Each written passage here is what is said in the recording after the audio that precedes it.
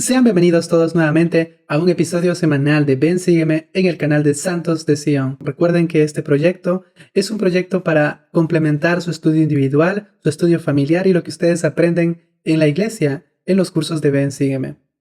Vamos a continuar el día de hoy hablando sobre el éxodo que inició en la clase pasada. Vamos a ver cómo Israel va a llegar en un punto en donde se sienten encerrados, en donde sienten que no hay una solución posible. Pero también vamos a ver cómo es que Jehová va a pelear las batallas de Israel y les va a mostrar un camino y les va a liberar de la esclavitud. Hermanos y hermanas, en esta clase quiero que aprendamos que en medio de nuestras dificultades también el Señor nos puede liberar y nos puede decir que tenemos que no temer, sino que confiar en su poder y confiar también en su amor.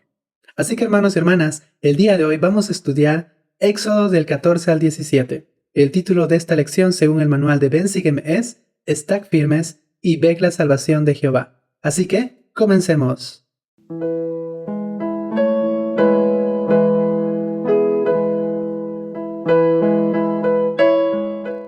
Éxodo 14. La semana pasada vimos cómo es que el Señor, Jehová, el Dios del Antiguo Testamento, Jesucristo, envió plagas a Egipto para que ellos puedan dejar libre al pueblo de Israel. Vimos también cómo es que se instituye ciertas festividades, entre ellas la festividad de la Pascua, y cómo es que comienzan este éxodo, porque la palabra éxodo significa salida, y de allí proviene su nombre, de este libro, de este segundo libro de Moisés. Y sabemos que una vez iniciado el éxodo, ellos se fueron hacia Sucot, y el día de hoy vamos a ver que ellos se van a cambiar a otro lugar. Si ustedes se fijan en el mapa, ellos no se van directo a Canaán, no toman la ruta directa, sino que el propósito era ir al monte de Sinaí, porque allí iban a ofrecer sacrificios al Señor y ellos iban a entrar en el convenio del Señor. En el versículo 2 vemos cómo es que el pueblo de Israel ahora va a acampar en Pijahirot, como se puede ver en el mapa también. Y dice que cuando ellos iban, obviamente, en este éxodo, en esta salida, recuerden que son millones de personas, sea 1 millón, 2 millones de personas, es un grupo muy grande. Y también habían personas extranjeras en este grupo. Recuerden que salieron también extranjeros junto con ellos, y es por eso que vimos en la clase anterior que se dio ciertas restricciones con respecto a la Pascua para los extranjeros. En el versículo 4 dice que obviamente nuevamente se endurece el corazón del faraón, y no solamente de él, sino también de sus siervos. En el versículo 5 leemos: y fue dado aviso al rey de Egipto que el pueblo huía, y el corazón de faraón y de sus siervos se volvió contra el pueblo, y dijeron: ¿cómo hemos hecho esto, de haber dejado ir a Israel, y que no nos sirvan? Y unció su carro, y tomó consigo a su gente, y tomó 600 carros escogidos, y todos los carros de Egipto, y los capitanes sobre ellos.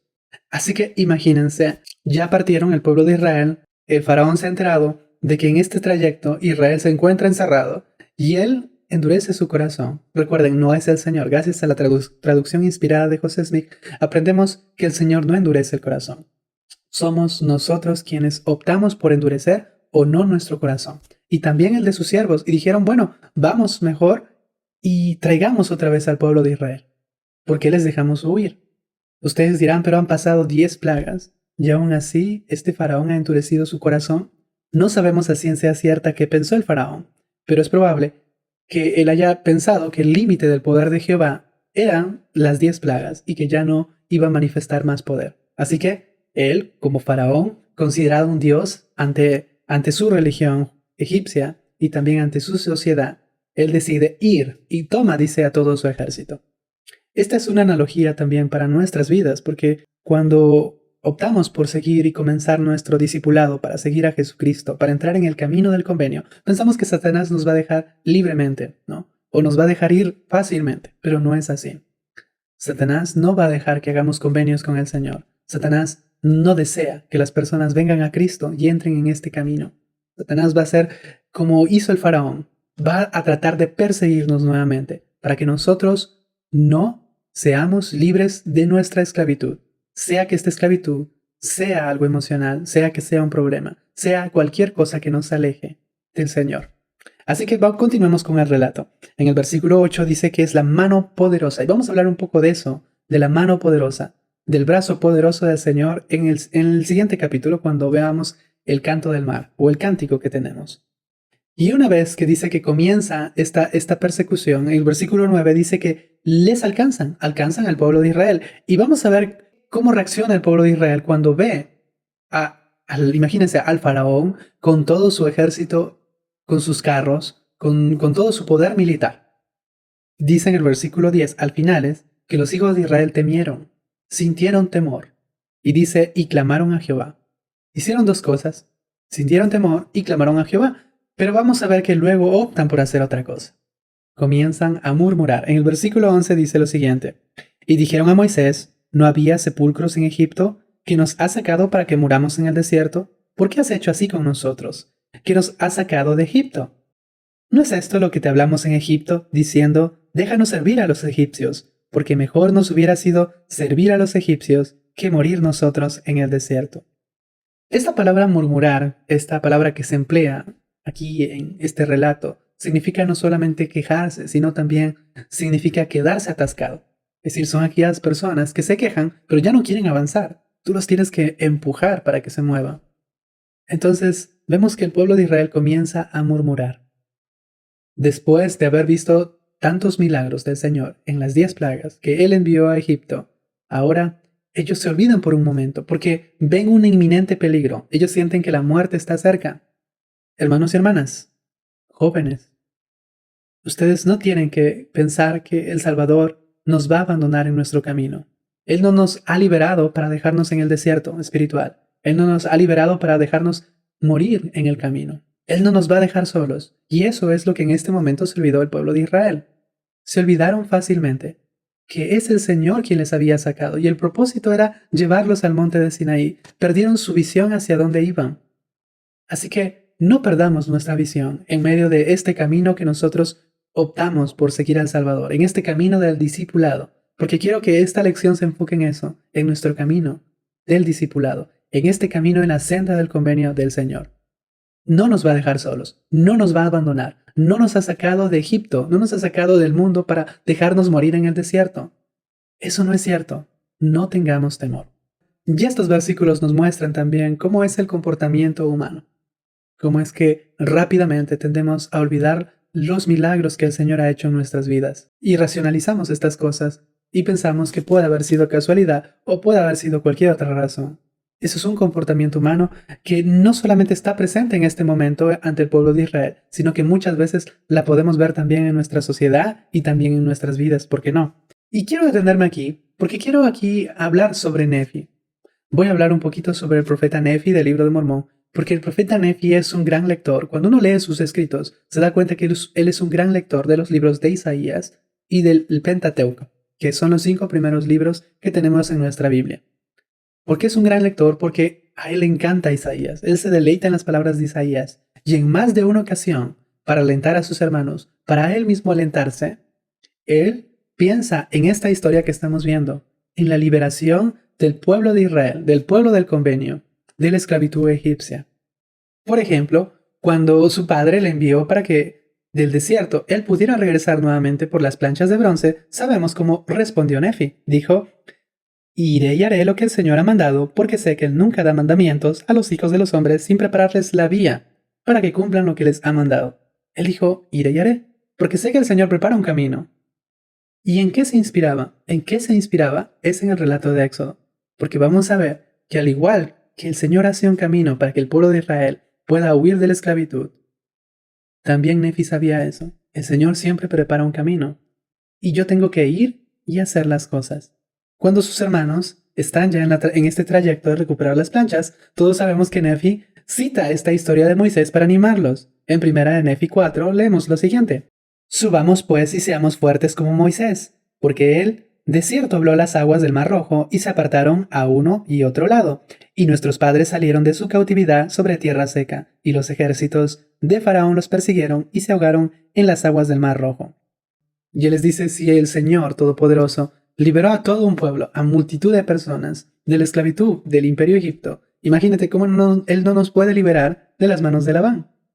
Hermanos y hermanas, Nefi es una persona que, a diferencia de Lamán y Lemuel, sabían y sentían que el relato del Éxodo era una realidad para ellos.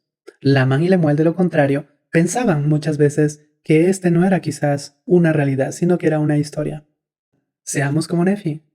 Recordemos y sepamos que el relato que estamos leyendo juntos el día de hoy es una realidad. Es algo que sucedió. El Señor liberó al pueblo de esta esclavitud espiritual y vamos a ver que Él abrió un camino en medio del mar para que ellos puedan ser liberados. Nosotros no tenemos que pensar que esto es meramente una historia o es ficción, porque si nosotros pensamos así vamos a ser como Lamán y Lemuel. Y luego cuando en 1 Nefi 17, cuando el Señor le manda a construir un barco a Nefi y sus hermanos comienzan a murmurar y dice, este está loco, este no puede construir un barco, él nuevamente cita a Moisés, porque Moisés para él es una realidad, es una de las historias favoritas de Nefi. Y hermanos y hermanas, quiero que este relato sea también una realidad para ustedes y para mí, que al igual como Nefi sabía que era algo real y confiaba en esta historia porque lo usó para inspirar a otras personas. También nosotros podemos usarlo para inspirar a otras personas, pero tenemos que saber que es realidad. Más allá de la historicidad, algo que no hablo mucho en estas clases, ¿no? Más allá de si fue escrito este libro de Éxodo por Moisés o si fueron varios autores, más allá de si fueron 10 plagas o en realidad fueron menos plagas, más allá de si esta es una creación con detalles, ¿no? Que en realidad no sucedieron. Hermanos y hermanas, no perdamos el sentido. No perdamos el sentido de las cosas. Tenemos a Nefi diciéndonos que se abrió el mar. Tenemos un testimonio adicional del libro de Mormón que nos dice, sí se abrió el mar. La crítica textual, muchos historiadores dicen que quizás esto no sucedió, que es un relato inventado, o que, vamos a verlo más adelante, que posiblemente puede haber sido un lago y no el mar. Hermanos y hermanas, tenemos evidencia de Nefi, porque él leyó de las planchas de bronce este relato. Tenemos también en el libro de Doctrina y Convenios y de muchos otros profetas. Lo que vamos a ver el día de hoy, esta liberación sucedió, fue una realidad. Fue una realidad, y más allá de lo que diga la crítica textual, o algunos estudiosos de la Biblia, nosotros tenemos el testimonio de Nefi. Y en estas cosas, en esta parte histórica, no podemos dudar sobre si sucedió o no sucedió. Sucedió, hermanos y hermanas, y esto nos debe inspirar a nosotros a poder saber que el Señor es un Dios de milagros y que nos puede liberar de nuestros mares rojos en la vida. Así que continuamos ahora con el relato. Disculpen por tomarme este tiempo, por haberme detenido a explicar un poco de Nefi. Voy a regresar nuevamente a hablar de él, de su hermano Jacob y también vamos a citar una escritura en el Amán, porque ellos van a usar este relato de la liberación para hablar acerca de una liberación más grande. Y lo vamos a ver en un momento. Luego en el versículo 13 y 14, una vez que Moisés escucha a los israelitas que están temerosos, que comienzan a murmurar, él les dice, no temáis, estad firmes y ved la salvación que Jehová hará hoy con vosotros, porque a los egipcios que hoy habéis visto, nunca más volveréis a verlos. Jehová peleará por vosotros y vosotros estaréis quietos. Aquí podemos ver la reacción del pueblo de Israel y la reacción de Moisés. Ambos tienen el mismo dilema. Ambos están ubicados en el mismo lugar, tienen el mar hacia un lado, están aquí en el desierto, tienen desierto por todos los lados y el mar enfrente y ellos no ven salida, ellos no ven escapatoria. Pero vemos dos distintas actitudes de cómo afrontan las cosas. Moisés lo afronta con confianza. Él dice, no teman, mientras que ellos estaban temerosos. Sed firmes, mientras ellos no estaban firmes, estaban murmurando, estaban quejándose. Y eso no muestra firmeza. Y ve la salvación de Jehová. Él peleará nuestras batallas. Confíen. Y uno se puede preguntar, ¿cómo es que Moisés tenía esta certeza? ¿Cómo es que Moisés tenía esta esperanza, esta confianza, esta serenidad, esta tranquilidad ante un punto que para nosotros y para el pueblo de Israel sería vida o muerte? Estamos hablando de la vida o muerte. Es un asunto de gran importancia, un asunto urgente. Pero Moisés aún se mantiene calmado. ¿Por qué? ¿Por qué? ¿Cómo es que él puede estar calmado? ¿Cómo es que nosotros podemos también estar calmados cuando estamos en pruebas que a veces son de vida o muerte? Cuando son momentos difíciles, cuando son momentos en donde no vemos salida, cuando son momentos en donde por todos lados vemos que no hay camino. ¿Y saben dónde está la respuesta? Está en Doctrina y Convenios 8. En Doctrina y Convenios 8 esta revelación iba dirigida a Oliver Cowdery, pero el Señor le enseña algo a Oliver Cowdery. Le dice, sí, aquí hablaré a tu mente y a tu corazón por medio del Espíritu Santo que vendrá sobre ti y morará en tu corazón. Ahora, he aquí este es el Espíritu de revelación. He aquí es el Espíritu mediante el cual Moisés condujo a los hijos de Israel a través del Mar Rojo sobre tierra seca. ¿Por qué entonces Moisés está tranquilo? Porque tiene el Espíritu de revelación. Porque el Espíritu Santo ha hablado a su mente y a su corazón. Su mente está tranquila. Su corazón está tranquilo. Sus emociones, esas emociones que a veces nos dan temor, que nos inquietan, que nos hacen sentir encerrados, que nos deprimen, no se encuentran ante Moisés porque él tiene el Espíritu Santo, el Espíritu de revelación. El Espíritu Santo le da tranquilidad al corazón, le da confianza, le da serenidad, le da esperanza. Quiero que en este momento ustedes vean un extracto de lo que dijo el presidente Nelson. Nuestro Salvador y Redentor Jesucristo llevará a cabo algunas de sus obras más maravillosas entre ahora y cuando vuelva de nuevo. Veremos indicios milagrosos de que Dios el Padre y su amado Hijo presiden esta tierra en majestad y gloria. Pero en los días futuros no será posible sobrevivir espiritualmente sin la influencia guiadora, orientadora y consoladora del Espíritu Santo. Mis amados hermanos y hermanas, les suplico que aumenten su capacidad espiritual para recibir revelación. Permitan que este domingo de Pascua de Resurrección sea un momento decisivo en su vida. Elijan hacer el trabajo espiritual que se necesita para disfrutar del don del Espíritu Santo y oír la voz del Espíritu con mayor frecuencia y claridad. Qué hermosas palabras del presidente Nelson. Él es nuestro profeta, él es como nuestro Moisés en la actualidad y él puede ver los peligros del futuro y él sabe que muchos de nosotros vamos a afrontar caminos sin salida, vamos a tener un mar rojo frente de nosotros. ¿Y qué necesitamos? De la revelación en nuestras vidas. Necesitamos del espíritu de revelación, al igual como Moisés lo tuvo en este momento, y podemos ver cómo él actúa y cómo el pueblo de Israel que no tiene el espíritu de revelación actúa de forma diferente. Necesitamos eso en nuestras vidas, necesitamos revelación. Luego en el versículo 15, el Señor luego le dice a Moisés, ¿por qué clamas a mí? Le hace una pregunta. Y le dice en el versículo 16, y tú alza tu vara y extiende tu mano sobre el mar, y divídelo, y pasen los hijos de Israel por en medio del mar sobre tierra seca. Y me encanta esta pregunta que le hace el Señor a Moisés. ¿Por qué clamas a mí? Porque el Señor le quiere hacer recordar lo que le había dicho en Moisés 1:25, este hermoso relato que tenemos en la Perla de Gran Precio. Se le había prometido a Moisés que sería más fuerte que muchas aguas y que las aguas le obedecerían su voz como si fuera de Dios, su propia voz de Dios. Entonces lo que le está diciendo Jehová es a Moisés, ¿por qué clamas a mí? Si tú ya tienes ese poder, si yo ya te di el poder, tú tienes la vara de Dios. Luego en el versículo 19 dice que el ángel de Dios que iba delante del campamento de Israel se apartó e iba en pos de ellos y asimismo la columna de nube que iba delante de ellos se apartó y se puso a sus espaldas. E iba entre el campamento de los egipcios y el campamento de Israel, y era una nube de tinieblas para aquellos, y alumbraba a Israel de noche. Y en toda aquella noche nunca se acercaron los unos a los otros. La naturaleza de este ángel, quién es muy debatible, no lo sabemos, pero lo importante es que el ángel del Señor iba delante, pero ahora se va a colocar detrás del pueblo de Israel, porque él va a proteger la retaguardia. Y también, recuerdan, esa nube que guiaba al pueblo de Israel en este éxodo, ahora también ya no va a estar adelante, sino se va a poner hacia atrás, entre el campamento de Israel y entre el ejército egipcio. Y al igual como la nube está en la retaguardia y el ángel de Dios está en la retaguardia en la parte de atrás del campamento, también el Salvador nos protege. Protege nuestra retaguardia, protege nuestros puntos débiles en nuestra vida. Y Él hace que nuestras debilidades sean fuertes ante nuestras luchas. Mientras que para el pueblo de Israel, esta nube era una luz, para los egipcios era tinieblas. Hermanos y hermanas, a veces hay cosas en nuestras vidas que son luz para nosotros, pero para otras personas son tinieblas. Por ejemplo, pensemos en los mandamientos del Señor.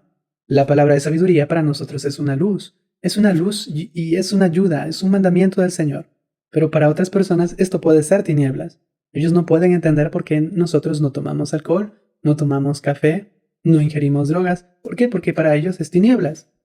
También el día de reposo, por ejemplo, otro mandamiento. Nosotros sabemos que es un día para dedicarlo al Señor, para servir, para visitar a las familias. Y quizá la gente diga, la verdad no entiendo por qué haces eso. Para ellos es tinieblas. Así, hermanos, vemos cómo trabaja el Señor. Cuando nosotros nos acercamos a Él, cuando somos su pueblo, Él hace que estos mandamientos, que para muchas personas pueden ser gravosas y sin sentido, para nosotros es luz. Para nosotros es una fuente de bendición. Y vamos a continuar con el relato. En el versículo 21 dice, y extendió Moisés su mano sobre el mar, e hizo Jehová que el mar se retirase por medio de un recio viento oriental toda aquella noche. y se secó el mar por en medio y las aguas quedaron divididas. Me encanta esta escritura porque dice que viene un fuerte viento. Generalmente cuando vemos las películas o películas de Moisés vemos que extiende sus manos Moisés con la vara en alto y se abre el mar. No tarda a veces segundos en la pantalla. Pero según la escritura dice que durante aquella noche el viento estuvo soplando. ¿Cuánto tiempo? No lo sabemos. Es muy probable que algunas horas y que se abrió el mar. Las aguas en este caso dejaron un camino para que el pueblo de Israel pudiera pasar. Dicen, considerando el número de personas que tenía que pasar, considerando el tiempo, que tenía que haber sido un camino de 800 metros, imagínense. Y al igual como este camino, que fuera de 800 metros o un poco más o un poco menos, tomó toda la noche para que se abriera. Muchas veces los milagros en nuestras vidas también toman su tiempo. A veces también pueden llegar de forma inesperada. Pero nosotros tenemos que confiar en el Señor porque Él prueba nuestra fe y prueba también nuestra paciencia.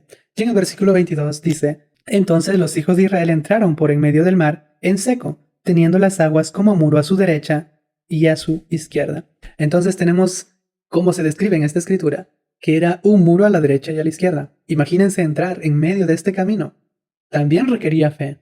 Y aquí me encanta, siempre me gusta imaginar que Moisés va adelante, porque él es el que tiene el espíritu de revelación, confía, espera, tiene serenidad, tiene todos los frutos del Espíritu Santo, porque tiene el espíritu de revelación.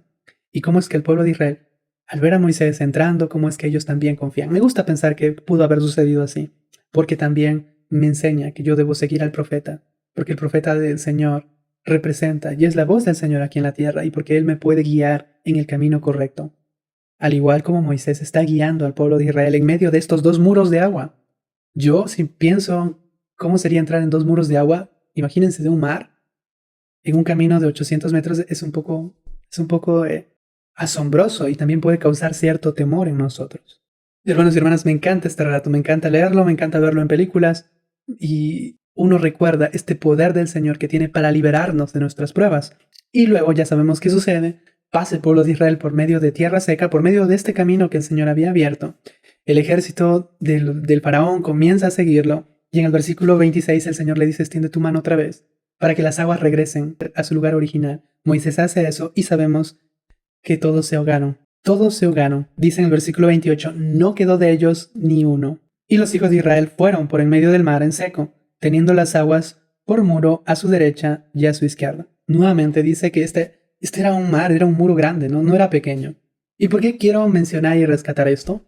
Porque aquí viene lo que muchos dicen, fue un lago, fue un mar. ¿Y por qué algunos estudiosos o eruditos de la Biblia señalan esto? Porque en realidad la palabra que nosotros tenemos al español traducida como mar rojo, en el hebreo dice Yam Suf. Y cuando uno traduce esta palabra Yam Suf, en realidad se traduce al español como mar de juncos. Entonces uno dice, ¿por qué entonces tenemos en nuestras traducciones actuales del español y en otros idiomas mar rojo? Porque es que las personas optaron por esta traducción, porque no lo tradujeron como mar de juncos. Y aquí muchos eruditos han especulado, ¿no?, que este mar de juncos tiene que haber sido un mar dulce para que crezcan los juncos y probablemente haya sido un lago, ¿no?, que estuvo por Egipto, etcétera, etcétera, etcétera. Ahora, ¿de dónde proviene esta tradición de mar rojo? Porque en la versión griega, en la Septuaginta, cuando se tradujo, porque la Biblia está escrito generalmente en hebreo, casi toda la Biblia, el Antiguo Testamento, perdón, está escrito casi todo en el hebreo, pero cuando se traduce al idioma griego, que se conoce como la versión de los 70 o la Septuaginta, ellos en su versión griega colocan mar rojo. Y es por eso que los autores, cuando han traducido en nuestras Biblias actuales esta palabra Yam Suf, no la han traducido como mar de juncos, mar de caña, sino que han optado, porque se escriba mar rojo. No solamente por cómo se describe el Éxodo, describe que es un mar, sino también porque en Primera de Reyes vemos que se refiere al mar rojo. Así que, hermanos y hermanas, independientemente de la traducción, a mí me queda claro, uno, que no es un lago, y dos, que sí fue un mar. Si fue el mar rojo o no, lo importante es que el Señor hizo ese milagro. Además, tenemos testimonios adicionales de Nefi, de profetas en el Libro de Mormón y también de Doctrina y Convenios. Aunque esta es una traducción, obviamente, que José Smith lo tradujo de un idioma antiguo al inglés, él también pudo haber optado colocar mar rojo. Pero más allá de esto, el milagro sucedió. Así que, hermanos y hermanas, una vez que ya todos los egipcios murieron, dice en el versículo 30, así salvó Jehová aquel día a Israel de manos de los egipcios, e Israel vio a los egipcios muertos a la orilla del mar. Así que hermanos y hermanas, así termina este capítulo de Éxodo 14, enseñándonos grandes lecciones. Primero, que el Señor obra milagros en nuestras vidas, que el Señor es un Dios de milagros. Aprendemos por los profetas del libro de Mormón que si el Señor no hace milagros en la actualidad es porque no hay fe. Y me encanta, y quiero leer aquí lo que dijo el presidente Nelson en la última conferencia que tuvimos, en esta hermosa conferencia, porque él nos dio sugerencias, y una de sus sugerencias es la siguiente. Él dijo: procuren y esperen milagros. Moroni nos aseguró que Dios no ha cesado de ser un Dios de milagros. Cada libro de las Escrituras demuestra lo dispuesto que está el Señor a intervenir en la vida de quienes creen en Él. El Señor dividió el Mar Rojo para Moisés, ayudó a Nefi a obtener las planchas de bronce y restauró su iglesia por medio del profeta José Smith. Cada uno de estos milagros tomó tiempo, y quizás no fuera exactamente lo que esas personas le pidieron originalmente al Señor.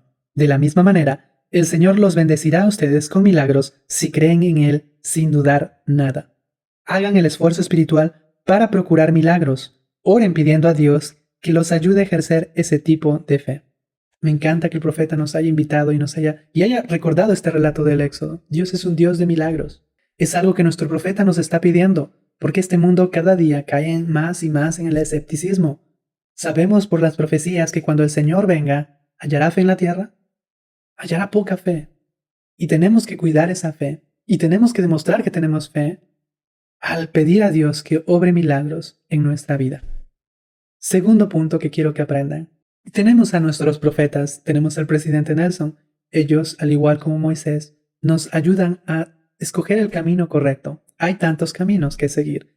Satanás engaña, falsifica muchos caminos que parecen conducir a la felicidad, a la tierra prometida, pero en realidad a lo mucho que nos pueden llevar es ahogarnos como se ahogaron los egipcios. Solamente si seguimos al profeta del Señor, Él nos puede llevar en el camino porque Él tiene la visión del Señor, porque el Señor le instruye para que Él sea nuestra guía y sea su portavoz aquí en la tierra. Tercero, el apóstol Pablo fue quien comparó este pase del Éxodo por el Mar Rojo con el bautismo. Si el Mar Rojo representa el bautismo, si lo que ellos hicieron, ellos tuvieron que creer para pasar en medio del Mar Rojo, al igual que nosotros tenemos que creer para ser bautizados, todos nosotros que somos miembros de la Iglesia de Jesucristo de los Santos de los Últimos Días, espiritualmente hemos cruzado este Mar Rojo a través de las aguas del bautismo. Y tenemos al Espíritu Santo de nuestra guía, ya sea que sea una nube como lo fue para el pueblo de Israel, ya sea que sea una columna de fuego, pero tenemos el Espíritu Santo en nuestras vidas. A veces, en medio de este camino, en medio de este desierto espiritual, vamos a murmurar, porque es un desierto espiritual, porque en el mundo hay pocas cosas que promuevan la espiritualidad. Casi todo lo que el mundo nos enseña en las redes sociales, en los medios de comunicación, se alejan. Es casi como ver a Egipto nuevamente. A veces cuando estamos en la iglesia, caminando en esta senda de los convenios, decimos, mi vida antes de ser miembro de la iglesia creo que era mejor. Extraño mis amistades pasadas, extraño tomar estas cosas que antes tomaba. Cuando nosotros decidimos salir de Egipto es para no regresar en él. No seamos como estas personas que murmuraban y decían, mejor nos hubiera sido quedarnos en Egipto. ¿Por qué nos sacaste? ¿Por qué nos sacaste? Nunca nos arrepintamos, hermanos y hermanas, por haber tomado la decisión de entrar en las aguas del bautismo, sino que nosotros ahora sigamos adelante, porque el pueblo de Israel tiene que ir al Sinaí, y para nosotros el Sinaí espiritual es el templo. Es nuestra mira hacia donde tenemos que llevar. Es verdad, nuestra vida es como un desierto espiritual.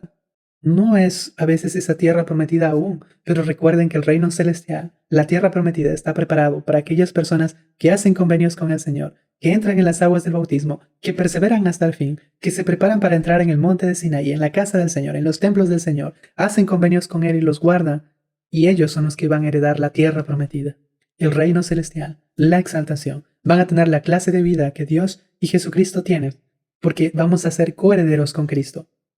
Me encantan estas cosas. Veamos esta comparación en nuestra vida. Por eso les decía que este capítulo, este éxodo, también es un éxodo para nosotros. El pueblo de Israel salió físicamente en este momento, pero espiritualmente todavía, a veces también nosotros. Muchos de nosotros hemos optado por entrar en las aguas del bautismo, pero quizás espiritualmente aún nuestro corazón completamente no ha dejado al mundo. Y allí es donde necesitamos a Jehová, que Él obre milagros en nuestra vida, que Él nos libere de nuestra esclavitud espiritual. Y hermanos y hermanas, este libro de Éxodo, recuerden, se llama Éxodo en la versión griega, pero en la versión original, en la versión hebrea, este libro se llama Shemot, que significa nombres, porque en todo el libro de Éxodo los nombres son importantes. El nombre de Moisés, recuerden que su significado en hebreo era sacado de las aguas, y me encanta porque su mismo nombre dice que, al igual como Jehová lo sacó de las aguas a Moisés, Moisés iba a ser el instrumento para sacar al pueblo de Israel entre las aguas, para que sea liberado espiritualmente. Me encanta eso, porque los nombres son importantes en este segundo libro que lo conocemos en nuestra versión española como Éxodo. Capítulo 15 de Éxodo dice que comienza el pueblo de Israel cantando. En el versículo 1 dice, entonces cantaron Moisés y los hijos de Israel este cántico a Jehová. Por revelación moderna sabemos que la canción de los justos es una oración para el Señor. Y además, quiero decirles que este canto, conocido como el canto del mar, este canto del mar que tiene 5 estrofas, cuando uno revisa el manuscrito original, el escrito original, se da cuenta que está escrito en un hebreo muy antiguo, en un hebreo arcaico. Y se cree que esta es la versión más antigua del Éxodo. En realidad, los capítulos que hemos visto del 1 al 14 en este momento se cree que fueron escritos posteriormente. Y algunos hasta especulan de que estos se basan en este hermoso cántico que está escrito en un hebreo arcaico, en un hebreo antiguo. Entonces tenemos, hermanos y hermanas, un cántico antiguo aquí en este momento. Un hermoso cántico que en realidad muchos estudiosos de la BYU de la Universidad Brigham Young han señalado que este cántico puede ser a lo que Alma llama la canción del amor que redime. ¿Quién no ha escuchado al presidente Holland decir hay que cantar la canción del amor que redime? Y es probable que Alma se haya referido a este cántico, a este canto del mar, que cantaron el pueblo de Israel cuando fueron liberados por el Señor Todopoderoso.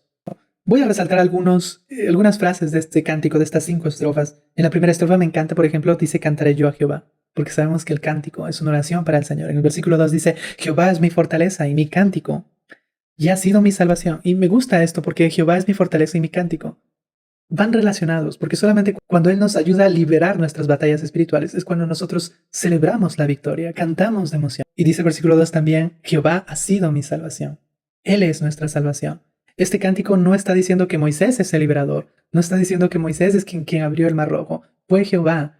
Y aquí yo quiero detenerme un momento, porque tanto Nefi, Jacob y muchos profetas del libro de Mormón vieron esta comparación en las Escrituras. Ellos vieron al Éxodo, ¿no? Ellos vieron este Éxodo de la siguiente forma. Nosotros estamos en el desierto, ¿no? De este lado. El mar para ellos es... Jacob dijo que era la muerte, el infierno, Satanás, todas estas cosas, y nosotros no podemos atravesar en medio de estas cosas.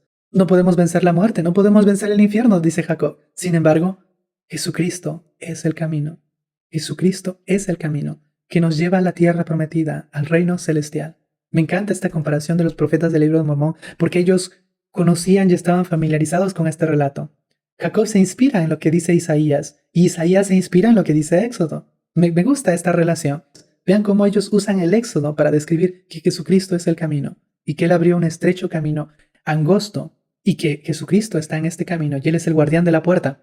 Luego la segunda estrofa dice en el versículo 6, tu diestra, oh Jehová, ha sido magnificada en fortaleza. Tu diestra, oh Jehová, ha destrozado al enemigo. Este pueblo de Israel está familiarizado con muchas cosas egipcias porque han vivido en un mundo egipcio. Cuando uno ve la iconografía egipcia, por ejemplo, a veces ve al faraón con la mano levantada, ¿no? Con su diestra, que representaba su poder. El poder que tenía el faraón para gobernar, para golpear, para atacar, para vencer. Y al igual como vimos en el capítulo 14 que el Señor liberó al pueblo con su fuerte brazo, porque demostró que el faraón, en realidad, su brazo de él no se compara con el brazo de Jehová.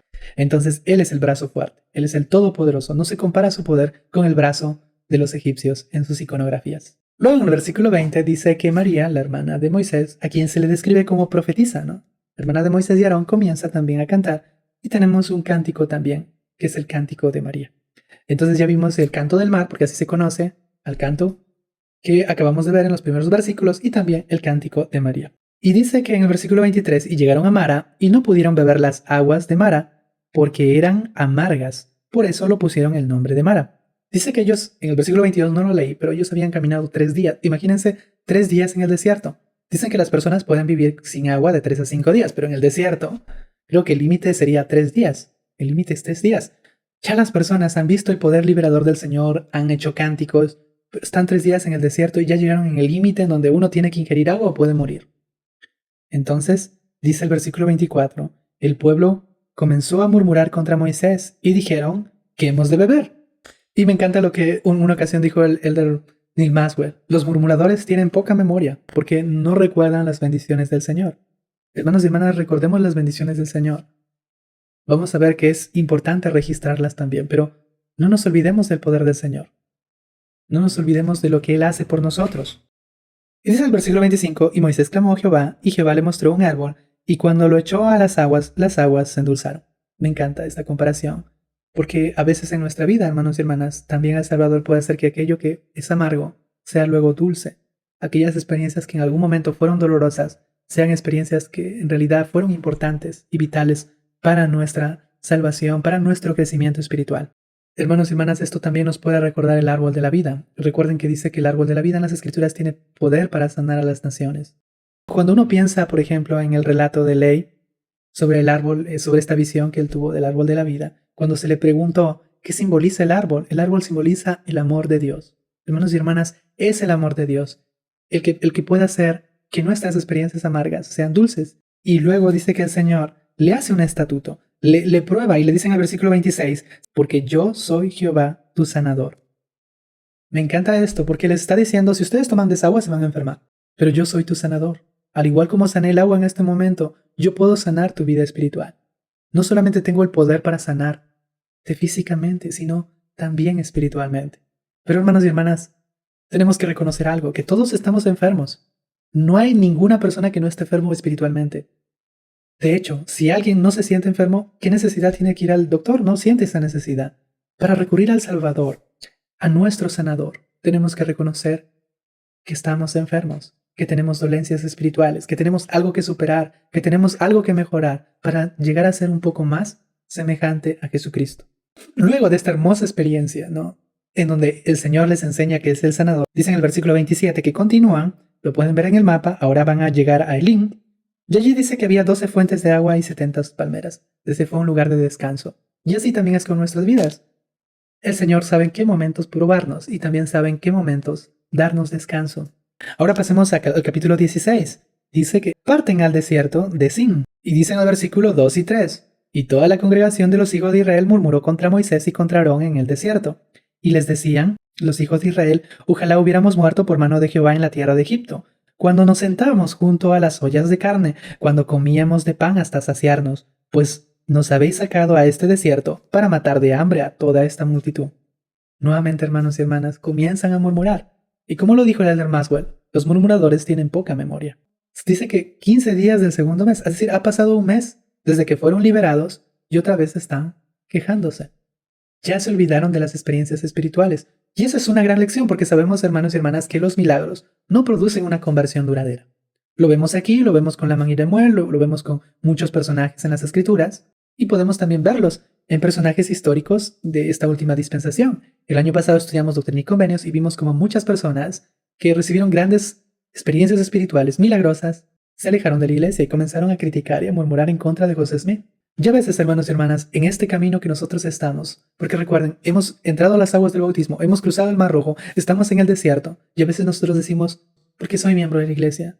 ¿Por qué tengo tantas restricciones? ¿Por qué esa gente que no tiene mandamientos en sus vidas se ven que prosperan mejor que yo? ¿Por qué? Y deseamos regresar, pero no tenemos que murmurar, no tenemos que desear regresar hacia atrás. Recuerden, estamos en este camino del discipulado, y como dice el elder Holland, nadie dijo que el camino del discipulado fuera fácil.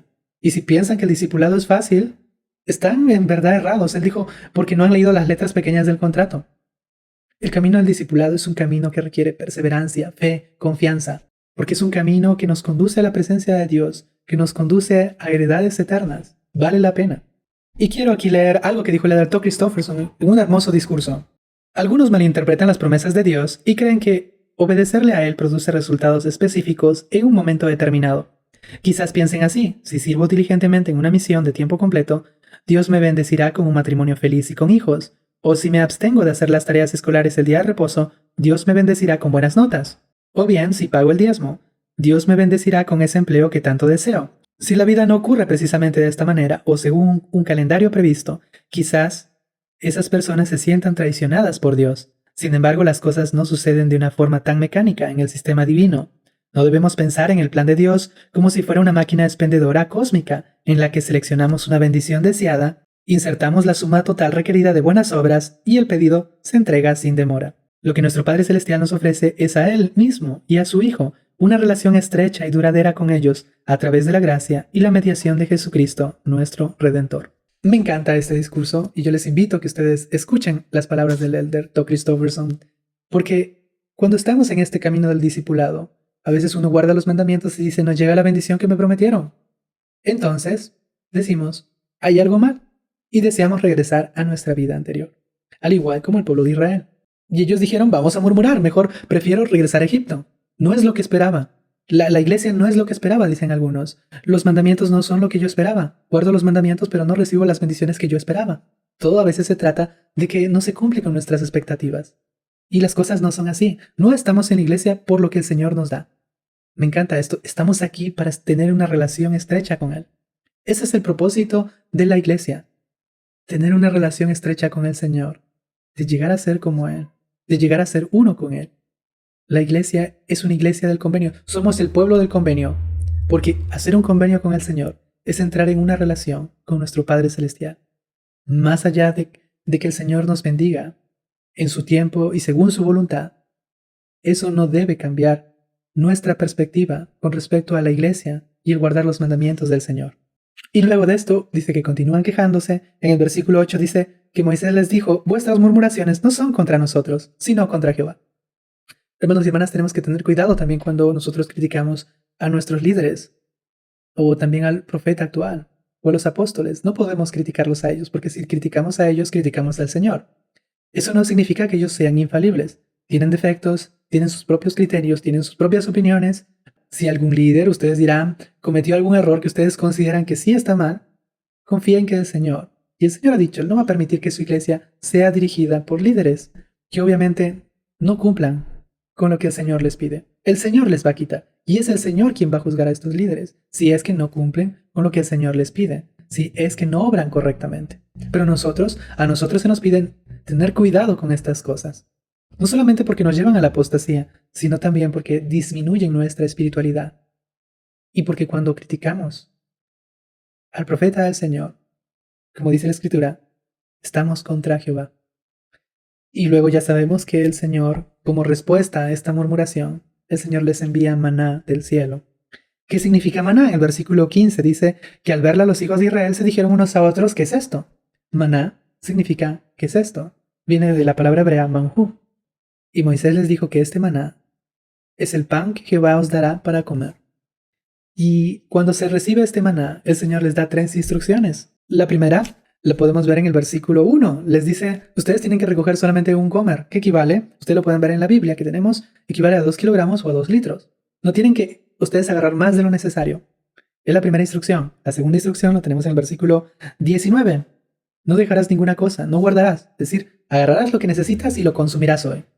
Y la tercera la tenemos en el versículo 22. La tercera instrucción les dice que recogieran doble porción en el 6º día, porque el 7º día es el día de reposo y el Señor no iba a mandar maná del cielo. Y ya sabemos que muchos del pueblo de Israel no cumplieron con estas instrucciones. Algunos agarraron de más, otros guardaron, y al siguiente día que pasó, dice que se crió gusano y hedió. Y dice que otras personas en el día de reposo salieron a ver si caía maná del cielo, cuando el Señor les había dicho que no, que recogieran doble. El Señor con estas cosas quería demostrar al pueblo de Israel que ellos dependían del Señor día tras día. Ellos tenían que salir cada día, imagínense, a recoger el maná del cielo. Porque el Señor quería que ellos dependieran de Él. Porque si una persona iba, por ejemplo, un lunes y quería ir el miércoles, para el siguiente día ya no iba a tener nada que comer porque se llenaba de gusanos. Entonces tenía que salir día tras día. Y esto les enseñó a ser dependientes del Señor. Y también les enseñó a prepararse el sábado para juntar doble, prepararse para su día de reposo. Hermanos y hermanas, hay hermosas lecciones con respecto al maná del cielo. Todos sabemos por el libro de Juan, el capítulo 6, que Jesucristo se describe como el pan de vida. Muchas personas sintieron que era dura la palabra del Señor, porque muchos estaban ahí debido a los milagros que había hecho Jesucristo. Había multiplicado el pan, los peces, y mucha gente estaba allí para comer, pero no estaba allí por la verdadera razón, que era participar del pan de vida. Hermanos y hermanas, iguales en nuestras vidas, nuestra asistencia a la iglesia, nuestra asistencia al templo debe ser por la verdadera razón, participar del pan de vida, que es Jesucristo. Este pan, que si nosotros participamos de él, no vamos a tener hambre jamás. No vamos a tener hambre jamás. Y recordemos esa bienaventuranza del Señor. Bienaventurados son aquellos que tienen hambre y sed. Hermanos y hermanas, que cada día nosotros busquemos al Señor. Porque yo no he escuchado a nadie que diga, me olvidé de comer desde el lunes que no como, o ya tiene un mes que no como, me olvidé de comer. Nadie se olvida de comer físicamente, hermanos y hermanas. Nadie hace eso. Y así también debe ser en nuestra vida espiritual. ¿Cuántos de nosotros no hemos leído las Escrituras diariamente? ¿Cuántos de nosotros tomamos el maná el lunes y luego queremos ir al día de reposo y participar del maná? Hermanos y hermanas, si nosotros no recogemos el maná durante el día lunes y el día sábado, créanme que el día de reposo no va a ser un día beneficioso para nosotros. Porque para prepararnos para el séptimo día, es importante que recojamos el maná de lunes a sábado. Es importante que oremos. Es importante que leamos las Escrituras de lunes a sábado para estar fortalecidos y para ir con corazones contritos y darle ofrendas al Señor, como dice Doctrina y Convenio 59. Ahora sí, hermanos y hermanas, quiero que ustedes vean un hermoso video del Elder Todd Christofferson. Me encanta este video. El manual de Ben Sigue me recomienda, es una serie de videos. Yo solamente voy a colocar uno. Y los demás lo voy a poner en el enlace de la descripción de este video. Pero vean este hermoso video.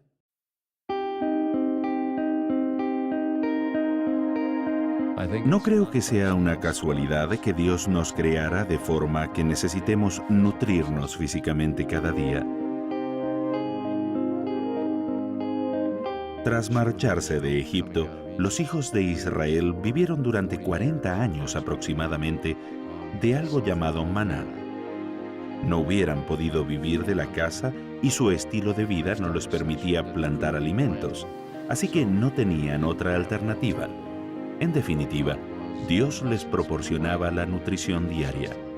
Y creo que uno de sus propósitos, al menos, era enseñarles a recordarle a Él, a pensar en Él, a buscarlo, a tener fe en Él y saber que Él era el origen de su vida. Dios lo hizo de manera que se convirtiera en algo diario. No podían recoger maná y guardarlo, ya que solo duraba un día. No podían olvidarse de quién era el origen de sus bendiciones. En nuestra época hay un paralelismo espiritual. Todos reconocemos la necesidad de la nutrición física. El hambre y la sed nos la recuerdan claramente si la olvidamos, pero la nutrición espiritual es igualmente necesaria. No consiste en beber agua y comer alimentos, sino en esforzarnos cada día por estar en comunión con Dios. No debemos creer que podemos pasar semanas y meses sin nutrirnos espiritualmente, sin sufrir o sin afectar negativamente nuestra vida espiritual.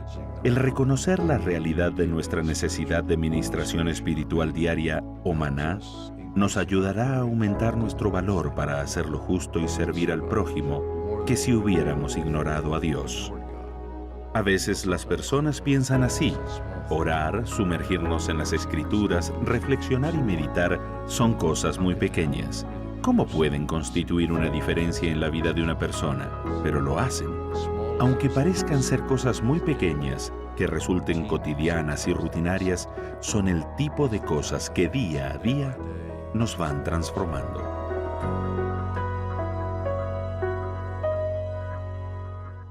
Qué hermosas enseñanzas del presidente Todd Christofferson. Qué hermosas enseñanzas tenemos a través de los profetas actuales. Y quiero que recuerden dos cosas, dos lecciones de este maná. Primero, que a veces las bendiciones del Señor llegan de formas inesperadas. Podemos pedir algo y el Señor nos da un maná y decimos, ¿qué es esto? ¿Qué es esto? Segundo, que dependamos del Señor cada día. Estas dos lecciones no se olviden, y no se olviden las hermosas enseñanzas del Elder Todd Christofferson.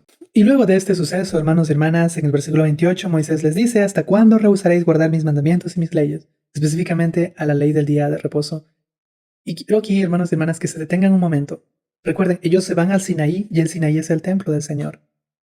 Y Moisés quiere que antes de que vayan al templo, aprendan el día de reposo. Imagínense, no podemos ir al templo, hermanos y hermanas, si no guardamos el día de reposo como se debe. Si no guardamos el maná de lunes a sábados durante los 6 días de la semana, no se puede. Y si lo hacemos, no estamos preparados. El Señor nos diría lo mismo: ¿hasta cuándo rehusaréis guardar mis mandamientos? Es una pregunta que nos podemos hacer. Y en el versículo 31 describe, ¿no?, cómo era el sabor de este maná. Dice que era una semilla de culantro blanco y su sabor como hojuelas con miel. Y dice que el Señor dijo que tomen un poco de este maná y lo guarden en el arca del testimonio. Recuerden que en el arca del testimonio los israelitas tenían maná que se había guardado como recordatorio de que el pueblo de Israel dependía del Señor. Tengamos cuidado de sentirnos llenos. Hay muchas personas que dicen, he tenido grandes experiencias espirituales en la misión, ya llevo mucho tiempo en la iglesia, ya sé ese tema específico, ya he escuchado ese mandamiento muchas veces, y a veces sentimos que ya no necesitamos maná. Ya tenemos el maná suficiente. Hermanos y hermanas, al igual como nunca vamos a decir, ya no necesito comer, porque todos necesitamos comer diariamente. Imagínense escuchar a alguien, ya no necesito desayunar, comer, ni cenar, ¿no? Ya estoy lleno, ya comí para siempre. No es eso, hermanos y hermanas, ni tampoco es así con nuestra vida espiritual. Necesitamos del maná del cielo, necesitamos depender del Señor diariamente. Ahora sí, pasemos a Éxodo 17. Vamos a ver que en este momento el pueblo de Israel va a acampar en otro lugar, en Refidim. Y dice que no había agua para el pueblo. En el versículo 2 dice, y altercó el pueblo con Moisés y dijeron, danos agua para que bebamos. Y Moisés les dijo, ¿por qué altercáis conmigo? ¿Por qué tentáis a Jehová? Así que el pueblo tuvo allí sed de agua y murmuró contra Moisés y dijo, ¿por qué nos hiciste subir de Egipto para matarnos desde a nosotros y a nuestros hijos y a nuestros ganados? Nuevamente se olvidan de los milagros que el Señor les da. Estos relatos están para aprender, están para enseñarnos, están para ayudarnos a no ver al pueblo de Israel desde arriba, desde una posición farisaica, sino para identificarnos muchas veces con ellos y para evitar caer quizás en las cosas que ellos se dieron. Y bueno, y luego de esto ya sabemos que el Señor les va a dar otro milagro más. En el versículo 6 dice, y aquí yo estaré delante de ti, le dice a Moisés, sobre la peña en Horeb, y golpearás la peña, y saldrá de ella agua, y beberá el pueblo. Y Moisés lo hizo así en la presencia de los ancianos de Israel. Y luego de este suceso milagroso, el Señor les recuerda que Él también es su roca y que Él es la fuente de las aguas vivas. Y sabemos que Jesucristo es nuestra roca. Ahora yo les hago esta pregunta. ¿En qué sentido Jesucristo es una roca en sus vidas? Y también les invito a que ustedes puedan cantar en sus hogares la canción Roca de Eternidad, recordando este hermoso suceso milagroso, en medio de pruebas, en medio de murmuraciones. Luego de este suceso, dice en el versículo 8 que vino Amalek y peleó contra Israel en Refidim. Sin embargo, en Deuteronomio 25, del 17 al 18, aprendemos un poco más del contexto de lo que está pasando. Dice que cuando el pueblo de Israel estaba su campamento pasando por el desierto, dice que Amalek atacó en la retaguardia de este campamento. ¿Y quiénes estaban en la retaguardia? Las personas débiles, los ancianos, quizás las mujeres, los niños, los más cansados, y los despojó de sus cosas. Esto obviamente no agradó para nada al Señor porque demostraba que Amalek no temía a Jehová. Y luego de este vil ataque que hace Amalek, el Señor le manda a Moisés que escoja a Josué como capitán de Israel. En versículo 10 dice, e hizo Josué como le dijo Moisés, peleando contra Amalek. Y Moisés y Aarón y Hur subieron a la cumbre del collado. Es decir, estos tres personajes fueron a la cumbre de un collado. El profeta Moisés, su hermano Aarón y Hur. Según Josefo, el historiador, dice que Hur era su cuñado. Y sucedía que cuando alzaba Moisés su mano, Israel prevalecía, pero cuando él bajaba su mano, prevalecía Amalek. Y a Moisés le pesaban las manos, por lo que tomaron una piedra y la pusieron debajo de él y se sentó sobre ella. Y Aarón y Hur sostenían sus manos uno de un lado y el otro del otro. Así hubo en sus manos firmeza hasta que se puso el sol. Y Josué derrotó a Amalek y a su pueblo a filo de espada. Me encanta este relato. Creo que muchos de nosotros hemos hablado y hemos visto esta aplicación de qué tan importante es sostener a nuestros líderes, de sostener a nuestro profeta. Recuerden, hermanos y hermanas, que cuando nosotros levantamos nuestra mano derecha para sostener a nuestros profetas, a nuestros líderes de estaca, a nuestros líderes locales, es porque estamos dispuestos a animarles, a apoyarles, a ayudarles como hizo Aarón y Hur. Porque tenemos que ser como Hur y como Aarón. Porque hay una lección aquí también, que si nosotros no sostenemos a nuestros líderes y le criticamos, hermanos y hermanas, Israel va a perder, nuestros barrios van a perder, espiritualmente va a perder espiritualidad, espiritualmente quizás pueda perder miembros de la iglesia. ¿Por qué? Porque no estamos haciendo las cosas que espera el Señor. El sostenimiento es una señal exterior de que nosotros vamos a apoyar, animar, alentar y muchas veces ayudar a nuestros líderes de la iglesia. Si sostenemos a nuestros líderes, recuerden, vamos a ganar la batalla. Pero si criticamos a nuestros líderes, criticamos a nuestro profeta, Israel va a perder. Ahora, otra lección más. En la antigüedad, el levantar las manos era una señal antigua de orar al Señor. De hecho, en las plagas, cuando Moisés ora al Señor para que se quiten las plagas, muchas veces Él levanta las manos porque era una forma sagrada de adorar. Algunos de nosotros está familiarizado quizás con esta antigua forma de oración. Generalmente nosotros cruzamos nuestras manos, inclinamos nuestra cabeza y así oramos. Pero Moisés en este momento está orando. Y cuando él ora, cuando sus manos están elevados, están en lo alto, él gana. Hermanos y hermanas, ¿quién no está familiarizado con el versículo en Doctrina y Convenios 10:5? Ora siempre para que salgas triunfante, sí, para que venzas a Satanás y te libres de las manos de los siervos de Satanás que apoyan su obra. Hermanos y hermanas, la oración es una señal de victoria. Moisés oraba y vencía al pueblo de Israel. Igual nosotros, si oramos todos los días, venceremos a Satanás. Si no lo hacemos, perderemos la batalla. La oración es vital e importante. No solamente en nosotros, en nuestras familias, en la iglesia, enseñemos a las personas a orar. Que nuestras oraciones, como diría el del Gordon B. Hinckley, no sean como llamar a hacer un pedido de una pizza o de cualquier otra cosa. Que nuestras oraciones superen el techo de nuestras habitaciones. Que nuestras oraciones demuestren nuestra relación con Dios. Porque oraciones así van a hacer que nosotros ganemos la batalla. La oración familiar no es fácil. A veces requiere que todos los hijos apoyen a sus papás para que se haga la oración familiar. Pero cuando uno hace la oración, Israel gana, nosotros ganamos, el Señor gana porque pelea Él nuestras batallas. Y por último, en el versículo 15 dice, y Moisés edificó un altar y llamó su nombre Jehová Nisi. Jehová Nisi significa Jehová es mi estandarte. Que Jehová sea nuestro estandarte en nuestras vidas. Y de hecho, esta palabra hebrea, que se traduce como estandarte al español, lo vamos a ver que se va a usar cuando Moisés coloque la serpiente de bronce. Es decir, Jesucristo, su expiación, su poder de salvación es lo que nosotros tenemos que levantar en lo alto y tenemos que llevar a todo el mundo. Así que esto sería todo por el día de hoy. Hay muchos principios que aprender, pero siempre he dicho que el principio más importante es el principio que el Espíritu Santo nos invita a hacerlo en nuestras vidas. Hemos visto cómo el Señor tiene el poder liberador. Hermanos y hermanas, hay veces quizás que nuestro mar rojo no se abra. Sin embargo, no perdamos la fe. Que nosotros confiemos en su voluntad, que confiemos en su tiempo, en el tiempo del Señor. Y sobre todo, como diría el Dr. Christofferson, no nos alejemos de nuestros convenios cuando sucedan estas cosas, cuando los mares no se abran, porque tarde o temprano nos mostrará una vía, un camino, como dijo Nefi, por el cual nosotros podemos pasar.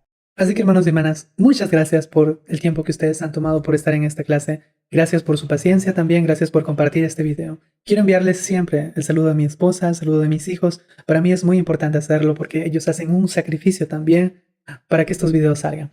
Así que nos vemos en la siguiente semana. Bye bye.